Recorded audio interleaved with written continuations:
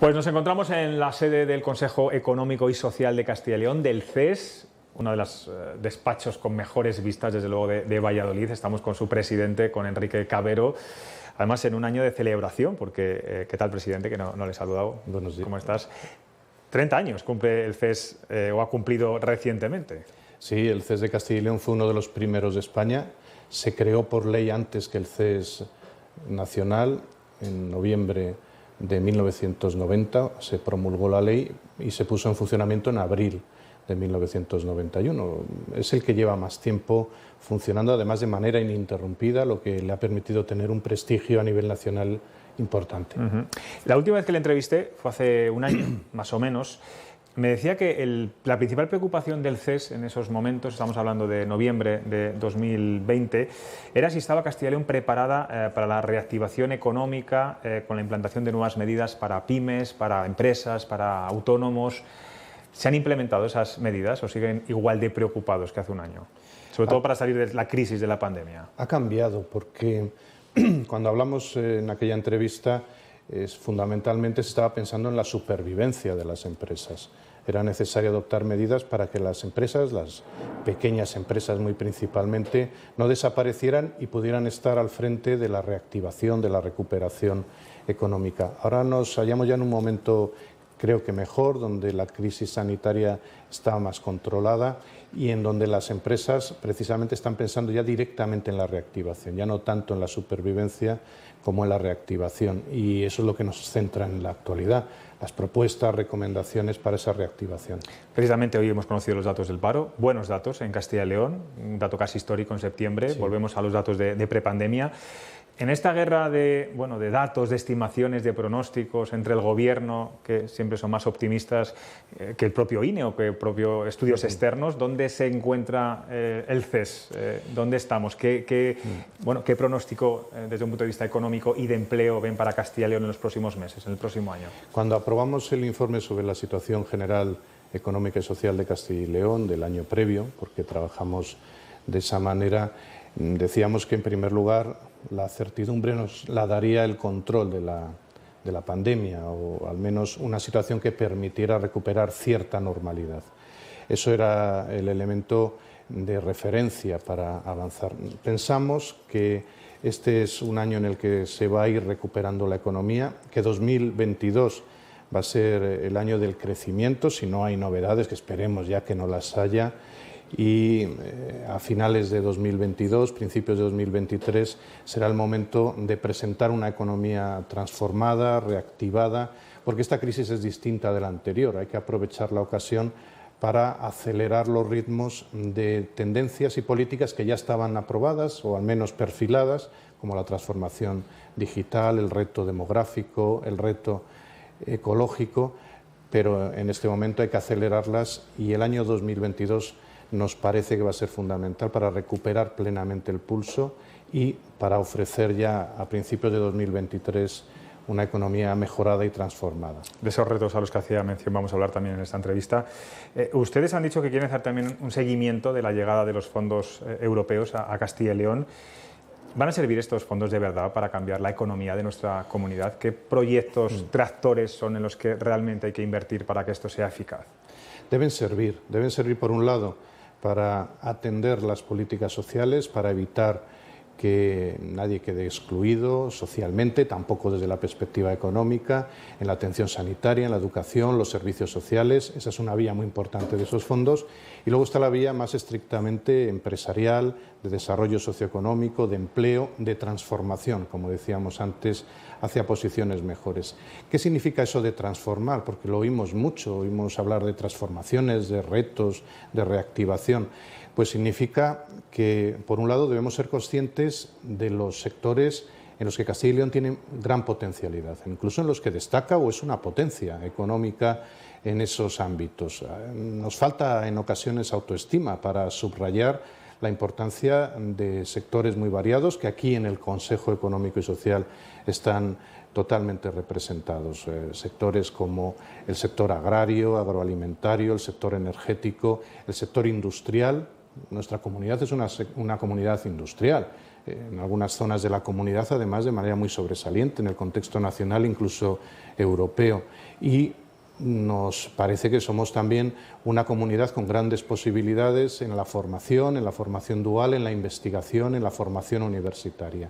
Hay elementos que son fundamentales de referencia, también el turismo cultural, el turismo idiomático, el patrimonio natural, el patrimonio cultural, incluso el ámbito forestal, donde acabamos de aprobar un informe que anuncia las grandes posibilidades que tiene nuestra comunidad en ese sentido.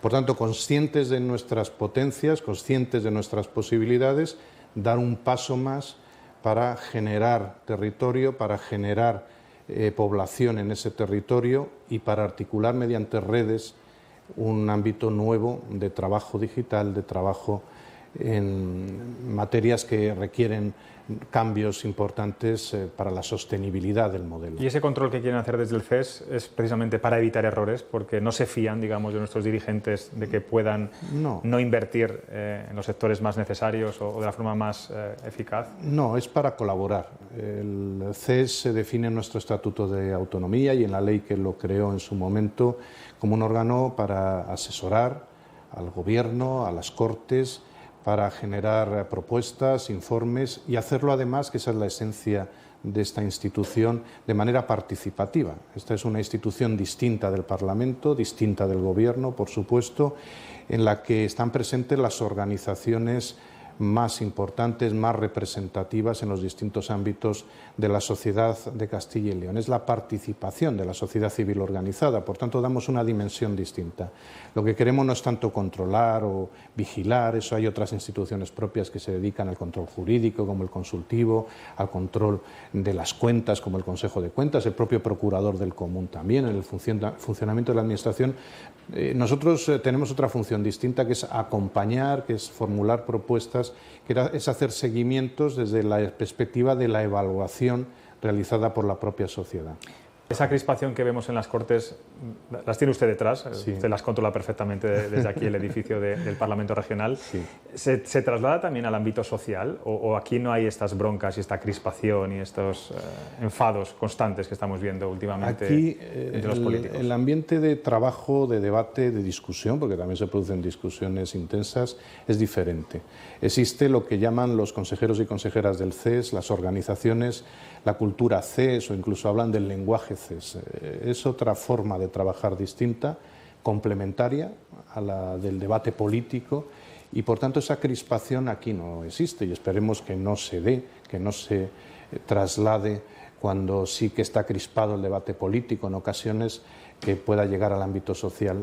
La voluntad de las organizaciones es entenderse, es sabiendo que hay discrepancias en algunas materias, entre, yo qué sé, las organizaciones sindicales y empresariales u otras organizaciones que antes hemos citado, buscar los puntos de encuentro, aquellos elementos que pueden servir para que los informes, se están aprobando todos por unanimidad, puedan tener más fuerza de cara a las Cortes o al Gobierno. Todo un ejemplo, desde luego, de consenso.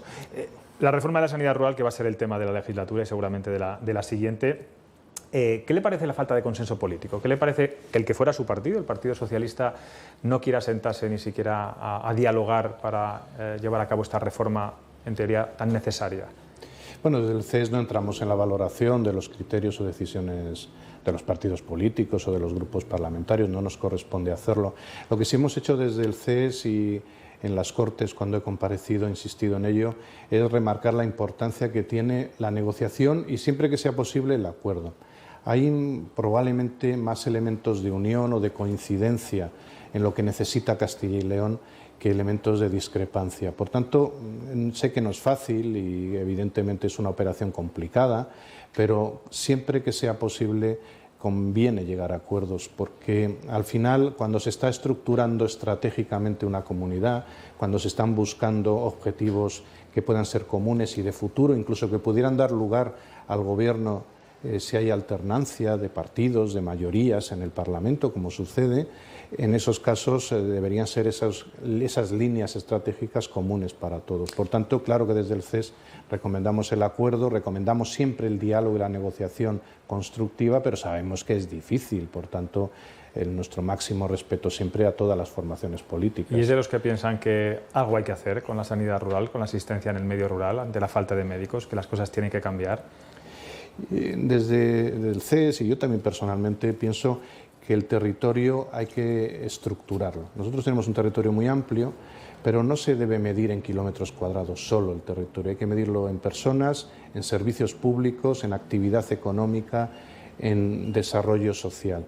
Y eso requiere la generación de redes en el territorio. Y si no hay servicios públicos o no hay redes digitales, aunque cuando hablo de redes no solo hablo de lo digital, pues es más difícil la estructuración del territorio. Debemos huir de la acumulación de población en pocos sitios. La península ibérica es un ejemplo, desde mi punto de vista, de lo que no hay que hacer. Hemos concentrado mucha población, mucha actividad económica en muy pocos lugares del entorno de España. Bueno, en Portugal le sucede algo parecido, pero tiene una estructura distinta. Y en Castilla y León no debemos caer en ese mismo defecto, desde mi punto de vista, sino en la generación de actividad distribuida y organizada en el territorio. Por eso es muy importante que también un servicio público tan relevante como es la sanidad esté desplegada y estructurada en el territorio. Decían en el último informe, ustedes cuando hablaban el CES, cuando hablaba de la sanidad, que valoraban positivamente la cita previa, la cita telemática, pero que era fundamental, la cita previa, como ocurre en los centros urbanos, pero que era necesario un sistema eficaz de transporte a la demanda. Esa es la clave ahora mismo para que funcionen las cosas. La clave es, dependiendo de qué tipo de medicina se esté estudiando, ¿no? Por un lado está la medicina de proximidad, la medicina de familia, la salud pública, que tanto debemos reconocer, y creo que la pandemia ha sido un buen ejemplo para que valoremos la medicina preventiva y la salud pública en su justo término. Aspectos de ese servicio de salud que debe estar muy próximo a la ciudadanía. Eso no impide, o al contrario, debe facilitar que haya una digitalización de la atención médica también. Hay muchos medios muy importantes, se debe hacer un esfuerzo porque los ciudadanos, las ciudadanas se sienten mejor atendidos también gracias a los medios telemáticos. Y otra cosa distinta es la política hospitalaria, que no necesariamente debe estar desplegada dentro del territorio, no solo porque no es posible, porque ni siquiera es conveniente, porque muchas veces la acumulación de casuística va a permitir que algunos servicios puedan desarrollar mejor su labor asistencial y su labor investigadora para incorporar nuevas terapias. Bueno, todo esto de la sanidad rural, ¿cómo se habrá destapado esa posibilidad de un adelanto electoral en Castilla y León? ¿Cree que desde un punto de vista económico y social sería bueno un adelanto electoral en Castilla y León en estos momentos? A mí me parece que esos son mecanismos previstos en el Estatuto de Autonomía y, por tanto, quienes tienen las competencias son los que lo tienen que valorar y ver qué es lo que hacen con las competencias y funciones que tienen atribuidas y cómo las ejercen. Para la situación económica y social en el momento actual, lo que es importantísimo es dar estabilidad y certidumbre. La estabilidad y la certidumbre que nos rompió y nos robó la pandemia, debemos recuperarla firmemente, porque sin ella es muy difícil que haya una reactivación económica y social de cualquier espacio, de cualquier parte del país y, por supuesto, de nuestra comunidad autónoma. La certidumbre y la estabilidad es fundamental, y sean cuales fueren los procesos políticos para la adopción de decisiones, lo que sí se debe garantizar en todo caso es esa estabilidad y esa certidumbre, porque no necesitamos más incertidumbre o más inestabilidad. Ya desgraciadamente hemos tenido mucha. ¿Un adelanto electoral en estos momentos crearía más estabilidad, crearía más certidumbre? No necesariamente, depende de cómo se plantee y cómo se ejerza. No necesariamente. En ese último informe también recordaban que para fijar población es necesario mejorar el acceso a los bienes y servicios en el medio rural, entre ellos los financieros. Sin embargo, presidente, estamos viendo cómo cada día cierran sucursales, cierran sus bancos, cierran sus oficinas. Esto hace muy complicado también desde un punto de vista financiero y de dar servicio en este sentido a los pueblos que ya no tienen ni siquiera una caja pequeña para poder meter sus ahorros o ir a sacar dinero, ¿no? Sin duda. El desarrollo rural es una de las principales asignaturas que tenemos que superar y hacerlo con nota, si es posible, en Castilla y León y en general en toda España, pero estamos hablando de Castilla y León. Y el desarrollo rural es un conjunto de políticas poliédricas, afectan a todo en definitiva. Hablábamos antes de los servicios públicos, de la actividad económica, tenemos que hablar también de este sector tan importante en Castilla y León como es el sector agrario, agroalimentario. Somos una potencia en el mismo y tenemos que avanzar y tenemos incluso que llegar a un cambio de mentalidad. Ha habido épocas históricas donde se situaba lo urbano como el gran objetivo, la gran meta, se atraía por tanto a grandes masas de población, a personas jóvenes principalmente, y parecía que lo rural debía olvidarse, y eso es un gran error que hemos cometido históricamente. Tenemos que salvar esa situación, lo rural tiene grandísimos valores y hay que adoptar decisiones específicas para lo urbano, para lo rural. Tenemos que hacer más atractivo ese medio para las personas más jóvenes, para la formación, para la inversión, para la actividad agraria y agroalimentaria, y tiene que ir acompañado con un esfuerzo público y privado. Ese es uno de los elementos para la transformación, para que los servicios en el ámbito rural sean equiparables a los que existen en el ámbito urbano. No puede ser que las entidades financieras desaparezcan en su prestación de servicios en el ámbito rural. Eso tiene que corregirse y tienen que ser conscientes las entidades financieras de esa responsabilidad que asumen en un sector que es un sector muy importante para el desarrollo económico y social. Por tanto, hay que recuperar esa idea de atención a los clientes conforme a las necesidades del cliente y no al revés. El cliente no se debe adaptar a lo que las empresas financieras quieren, sino son las empresas financieras las que tienen que atender a los clientes. O sea, que ellos dirán que esto es la ley de la oferta y la demanda, ¿no? Digo, las entidades financieras. Pero no solo, porque cuando se ha hecho una reconversión en el sector financiero importante con motivo de la anterior crisis, cuando realmente se ha ido a un modelo más bancario que de cajas de ahorros, que ya no existe. Es verdad que tenemos la vía de las cooperativas de crédito con la gran labor que hacen las cajas rurales, que sin duda es muy importante, pero también las entidades... Que no se han ido de los pueblos, por cierto, son las que se han quedado, las que siguen ahí. Efectivamente, siguen vertebrando el territorio de Castilla y León de manera muy clara, pero las entidades bancarias han asumido un papel distinto después de esa crisis y tienen que ser conscientes de ello, porque han asumido lugares, posiciones, servicios que antes se prestaban de otra manera. Hablaba antes del reto demográfico. ¿Tenemos que volver a confiar en los movimientos migratorios para recuperar población en Castilla y León? ¿Qué políticas, si es así, tendrían que implantarse para captar, digamos, a esta población y que vuelvan a nuestra comunidad? Con el reto demográfico hay dos factores distintos. Uno es el estrictamente de las políticas de natalidad, que están muy vinculadas a la situación de desarrollo, a la juventud, y otro que es más amplio, que es la recuperación de población en algunos territorios, en algunos lugares de la comunidad. Hemos dejado que parte importante de nuestra población vaya a generar riqueza, vaya a prestar su trabajo, su formación adquirida en Castilla y León a otros lugares, a otras comunidades autónomas, incluso a otros países. Tenemos que recuperar el atractivo de nuestra comunidad. Nuestra comunidad, insisto en la idea, es una comunidad especialmente atractiva, con grandes posibilidades, y debemos ser conscientes de esto. Debemos tener autoestima suficiente para remarcar las grandes posibilidades que tiene nuestra comunidad. No hay tantas diferencias entre las provincias de nuestra comunidad. A veces nos hemos encargado de subrayar diferencias.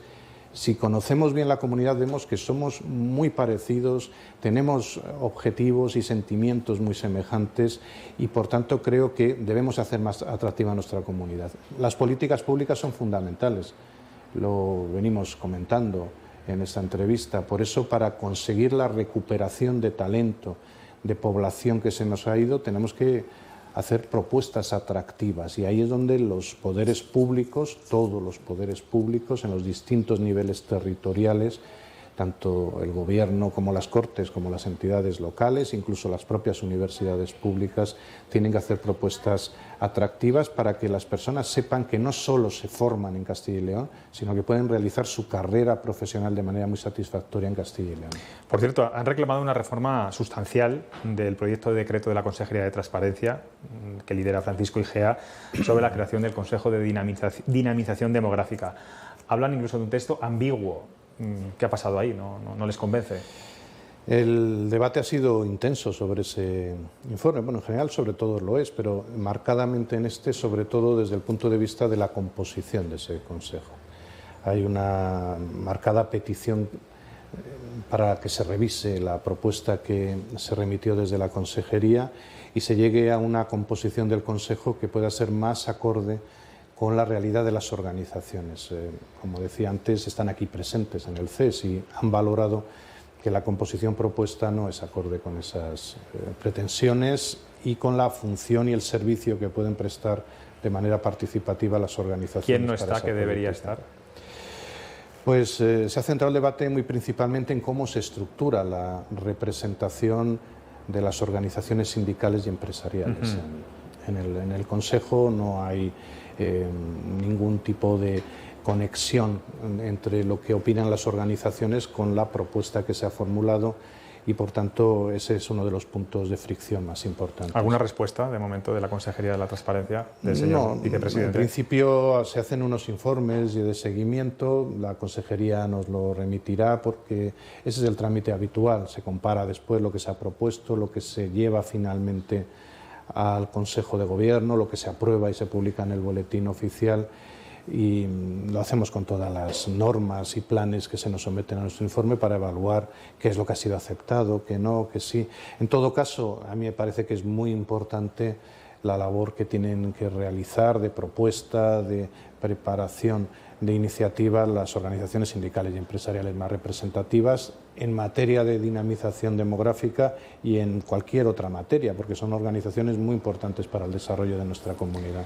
Pues Enrique Clavero, presidente del CES, gracias por acogernos aquí en su despacho. Esto no es un croma, como pueda pensar, esto es real, estamos viendo el río Pisuerga, las Cortes de Castilla y León, la ciudad de Valladolid. Está usted en un sitio privilegiado. Muchísimas y enhorabuena gracias por estos 30 años de este Consejo Económico y Social. Muchísimas Gracias. José Luis, gracias.